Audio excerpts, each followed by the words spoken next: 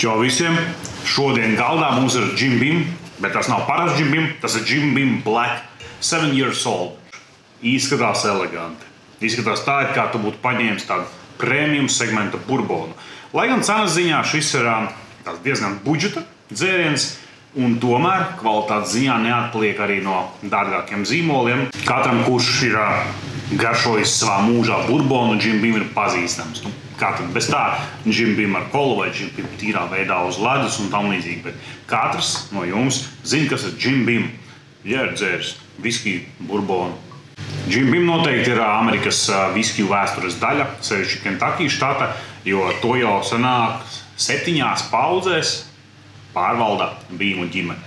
Viņi vairs viņu nepārvalda, bet pārauga šobrīd, bet jebkurā gadījumā tā ir 7. Beamu ģimenes paudze. Jim Beam Black, kā mēs šobrīd to redzam, tātad 7 years old, līdz šim visur tika tirgos kā extra aged, respektīvi nebija norādīts noturētuma ilgums, tas, cik ilgi noturēts ir šis burbons mucās. Šobrīd viņi norāda skaidri un gaiši, ka tie ir 7 gadi, kas ir ļoti interesanti, jo šobrīd tā sāk nākt, neteiksim, ka modē, bet biežāk un biežāk ir no age statement, kas ir saistīts visdrīzākais ar to, ka tiek izmantota varbūt tās nedaudz, netik seni spirti, bet, ja tu esi parādījis, ka tev ir 7 years old, tas nozīmē to, ka pats jaunākais spirts šajā pudelē būs 7 gadus noturēts mucā. Dizains pudelē ļoti klasisks, ar tādu ļoti elegantu piesitienu. Tas teiciens Black is beautiful. Lūk, šis skaidri parāda to. Melns, zelta burtiem, apakšā spīdīgi burti ar uzrakstu Black. Arī septiņnieks ir spīdīgs, pati etiķete ir matēta. Izskatās tiešām eleganti, tāpat laikā klasiski un tādu modīgu, trendīgu piesitienu.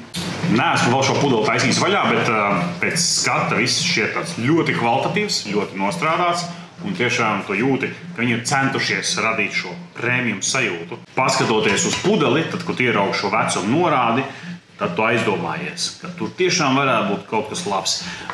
Es vispārībā neesmu Jim Beam fans, bet šī pudele man uzrunā tīri dizainiski. Atkurties vēl neesmu, tūlīt es to darīšu. Man viskijus, burbonus un tam līdzīgus dzērienus patīk dzert no old fashion glāzēm. Reizēm man patīk tulip glāzes, bet tās tomēr, manuprāt, vairāk piestāv tādiem ļoti izsmalcinātiem dzērieniem, tādiem ļoti noturētiem burboniem, viskijiem, konjakiem, bet Jim Beam es tomēr dzeršu no old fashioned. Man šķiet, ka sadara.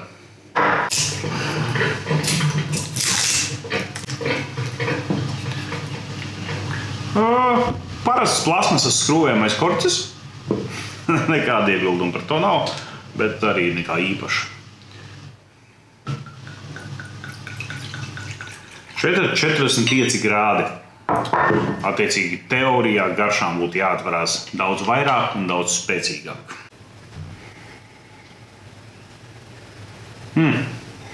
Tas pirmais ir uzreiz, tu saproti, ka tas ir burbons.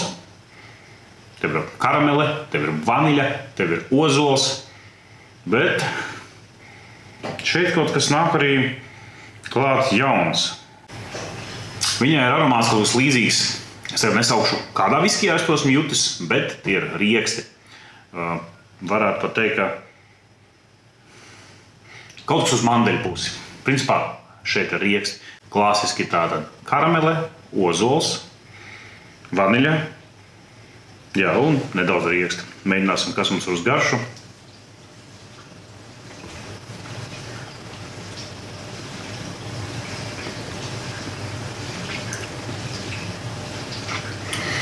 Viņš ir savādāks par klasisko Jim Beam viennozīmīgi. Viņš ir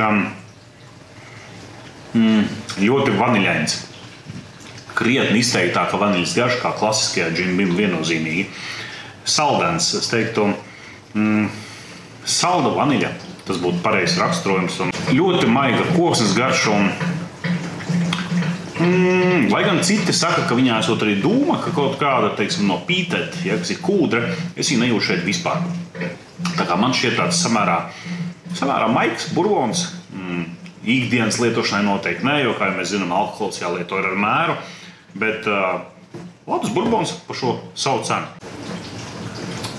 Viņš ir ļoti viegls, varētu teikt, neteiksim, ka prasts, bet viņš ir ļoti viegls. Un, ja tu esi pieredzis pie smagiem burboniem, tad šis tev varētu likt tāds sajusties, kā lai pasaka, mazliet apdalītam. Bet es tomēr uzskatu, ka viņš ir baudāms un sakarīgs burbons, ir ceļš par savu cenu, kas Latvijā, ja nemaldos, būs ap 30 eiro, plus mīnus. Un, zini kā, tagad viņi pagaršo, protams, pēc kaut kādu brīžu diezgan ātri tev pazūd gan tā vaniļas garša, ozols izgaist mazliet vēlāk, un tad tā skaista silda kakla. Tiešām tāds maigs un patīkams dzēriens. Nav nekāda rūgtuma un pēcgaršā nekā. Tiešām tāds maigs, vaniļains, saldens mazliet, ar riekstu pēcgaršu un kā viennozīmīgi baudāms. Ja man būtu jāslīdzina ar kaut ko, teiksim, ar ko tu varētu viņu likt vienā plauktā, tad visdrīzākais tas būtu Buffalo Trace un, Knob Creek, 9-gadīgs, viņš būs dārgāks, bet viņi ir viena plaukta. Un te nu ir jāsaka tā, ka es viņu salīdzinu ar 9-gadīgu Knob Creek, šis ir 7-gadīgs burbons, ja, Jim Beam. Es viņus lieku vienā plauktā. Un, lai gan šis ir lēdāks, viņš neatpaliek kvalitātei īpaši no Knob Creek. Tādēļ, vai tev vienmēr vajag nopirkt dārgāk, un nezinu. Ja tu esi burbonu fans, tā, protams, ir savi favorīti, un ir atsevišķi burboni, kurus vispār nekad nesajauks ar citiem. Atkal jau šobrīd nesaukšu vārdā, pienāks kārt arī tiem, kurus tu nesajauks ar citiem, pat sajaucot ar kolu. Šo sajaucot ar kolu un jebkuru citu Jim Beam, kas nav tevi liķieri aromatizētie, var sajaukt. Bet jebkurā gadījumā atkārtoju, baigi ok, par 30 eiro pudelē šis noteikti ir to vērts. Un noteikti izvēlies šo, ja tev jāizvēlās starp klasisko Jim Beam un šo. Tiem, kuriem patīk jau kokteļus, old fashioned, sevišķi old fashioned glāzē, noteikti aizies uz urā, viennozīmīgi. Principā es pat teiktu, ka viņš varētu diezgan forši spēlēt dažādos kokteļos, lai gan es neesmu kokteļu fans, vienīgais, ko es dzeru kokteļu, tātad tas būtu reizēm old fashioned un viskijas kola. Kopumā, ko es varu pateikt? Tātad, labs burbons iesācējiem, priekš normāliem dzērājiem varbūt mazliet pa vienkāršu, bet joprojām baudāms, un labs burbons kokteļiem. Varbūt varētu būt ilgāka pēcgarša, bet tas nav noteicošais, varbūt nevienmēr noteicošais, jo atkal jau šajā cenu kategorijā tas nav vakara meditāciju dzēriens. Tas ir burbons. 7-gadīgs, labs, bet joprojām tāds samērā vienkāršs burbons. Viņš nav ne sarežģīts, ne komplekss, attiecīgi baigi ok. Ja man būtu jānovērtē viņš tātad cena kategorijā ap 30 eiro pudelē, tad es teiktu kaut kādi 6, 7, varbūt 7,5 no 10.